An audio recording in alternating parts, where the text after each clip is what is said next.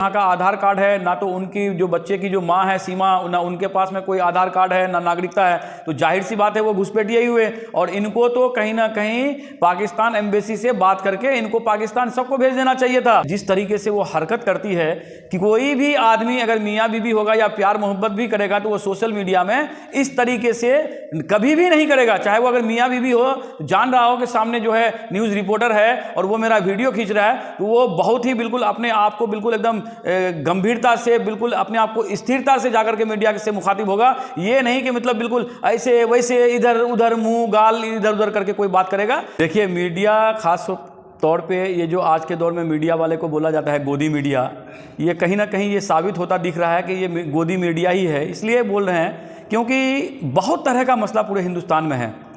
ऐसा नहीं है कि आपको दिखाने के लिए मसला नहीं है, बहुत तरह का मसला है। गरीबी के ऊपर दिखाइए, एजुकेशन के ऊपर दिखाइए, स्वास्थ्य के ऊपर दिखाइए, कहीं ना कहीं हर तरीके से बद इंतज़ामी देखा जा रहा है। उसको छोड़ करके एक लोग जो है सीमा हैदर के पीछे पड़ गया है। अरे भैया आम है सीमा हैदर, एक आम जो छिलका छील करके लोग खा करके कोसी फेंक देता है, वही चीज़ है सीमा हैदर। अरे भाई उसको कम से कम भुलाइए। बहुत तरह का जो है हिंदुस्तान में मुद्दा है और उस मुद्दे से उठ करके कम से कम और चीज़ों को दिखाने का काम कीजिए। अरे भाई सीमा हैदर नहा रही है, सीमा हैदर खा रही है, सीमा हैदर कपड़े बदल रही है। अरे भैया इनके अलावा कुछ हिंदुस्तान में और कोई मसला है कि नहीं है? आप जीडीपी पे बात करिए, रोजगार पे बात कीजिए, नौकरियों पे बात कीजिए।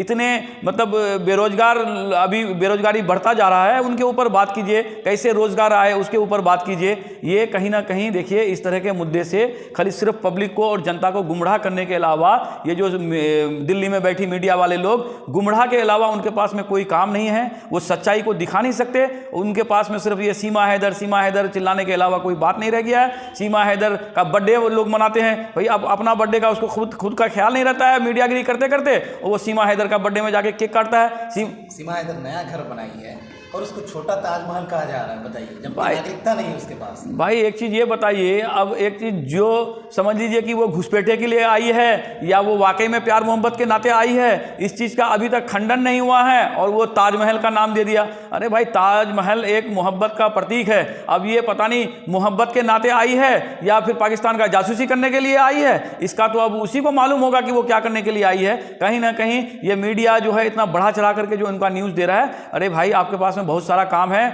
बहुत सारा मसला है जो हिंदुस्तान में जो आप दिखा नहीं पा रहे हैं। ऐसे असली मसले को दिखाइए जो हिंदुस्तान डेवलप करे, हिंदुस्तान आगे बढ़े, हिंदुस्तान का अवाम का भला हो। उसको छोड़ करके आप सीमा हैदर दिखाएं, इसको बड़े कप लगाइए और भैया अपना उसको जो जिंदगी जैसे गुजर बसर कर रहा है उसको करने दीजिए, कोई दिक्कत नहीं है। वो ताजमहल बना ले, कुतुब मीनार बना ले या वो जो मर्जी कर ले, लेकिन कम से कम उसको नहीं, जो दुनिया में जो हिंदुस्तान में और मसला है उसको भी दिखाने का काम कीजिए। एक परिवार का मसला है, गुलाम हैदर के बच्चे सीमा के साथ में है। गुलाम हैदर रो रहे हैं, वो कह रहे हैं कि मेरे बच्चे वापस कर दिया जाए, लेकिन भारत की सरकार या भारत के लोग उसको अभी तक कोई फैसला नहीं दे रहे हैं। देखिए उन बच्चों का ना तो यहाँ का आधार कार्ड है, ना तो उनकी जो बच्चे की जो माँ है सीमा, ना उनके पास में कोई आधार कार्ड है, ना नागरिकता है, तो जाहिर सी बात है वो घुसपैठिए ही हुए। और इनको तो कहीं ना कहीं पाकिस्तान एम्बेसी से बात करके इनको पाकिस्तान सबको भेज देना चाहिए था। ये तो मुद्दा बड़ा बनाने की बात ही नहीं थी। एक आदमी आपका घुसपैठे के लिए आई है या किस मकसद से आई है, वो पाकिस्तान से आई है, तो उसको तो पाकिस्तान एम्बेसी में जाकर के जमा करा के इसको पाकिस्तान भेजना चाहिए।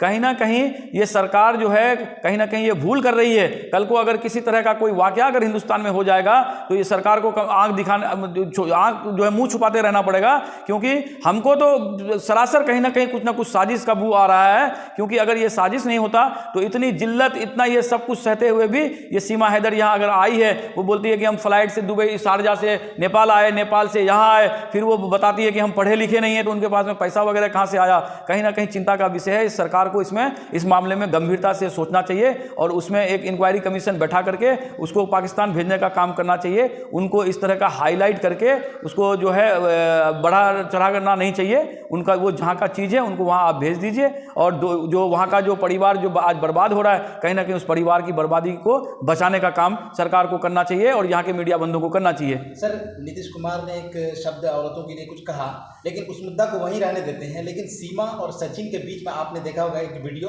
एकदम सीमा अपने मुंह को करीब कर रहे हैं, जता रहे हैं, दिखा रहे हैं कि मैं सचिन से बहुत प्रेम करती हूँ। इसको लेके समाज में क्या असर रहेगा कि मीडिया के सामने आकर के इस तरह की हरकतें? देखिए, जाहिर सी बात है, मैं बार बार कह रहा हूं कि मुझे कहीं ना कहीं साजिश की बू आती है। जिस तरीके से वो हरकत करती है कि कोई भी आदमी अगर मियाँ बीवी होगा या प्यार मोहब्बत भी करेगा तो वो सोशल मीडिया में इस तरीके से कभी भी नहीं करेगा। चाहे वो अगर मियाँ बीवी हो, जान रहा हो कि सामने जो है न्यूज़ रिपोर्टर है और वो मेरा वीडियो खींच रहा है, तो वो बहुत ही बिल्कुल अपने आप को बिल्कुल एकदम गंभीरता से, बिल्कुल अपने आप को स्थिरता से जाकर के मीडिया से मुखातिब होगा। ये नहीं कि मतलब बिल्कुल ऐसे वैसे इधर उधर मुंह गाल इधर उधर करके कोई बात करेगा। ये कहीं ना कहीं ये बिल्कुल जो है इस तरह का जो है वीडियो या इस तरह का क्लिप या इस तरह का जो सोशल मीडिया में डाल रहा है, ये कहीं ना कहीं जो है एक माहौल ख़राब करने वाला ही बात है। और मैं नीतीश कुमार जी का जवाब दूंगा। देखिए, नीतीश कुमार जी का मनसा कुछ अलग था, लेकिन ये आरएसएस और भाजपा के लोग उनका मनसा कुछ अलग निकाल दिया है। मकसद उनका ये था कि हमने जो लोगों को शिक्षित किया है,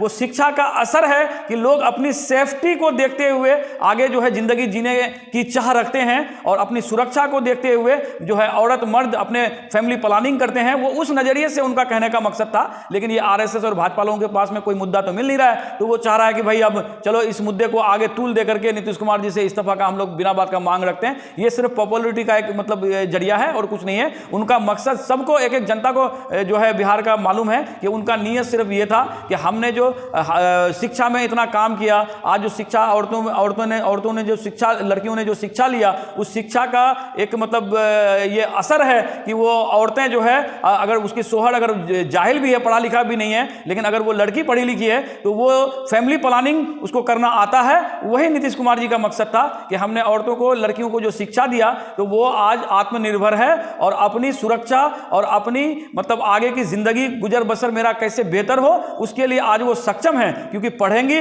तो वो दुनिया चलने का तौर तरीका जानेंगी। उनका असल में मकसद यही था। लेकिन ये भाजपा आरएसएस वाला इसको अलग तरीके से देख रहा है। कहीं ना कहीं ये गलत है। इसको आप सही नजरिए से देखेंगे तो आपको सही लगेगा, अगर आप किसी चीज़ को गलत नजरिए से देखेंगे तो वो आपको हर हालत में गलत ही लगेगा।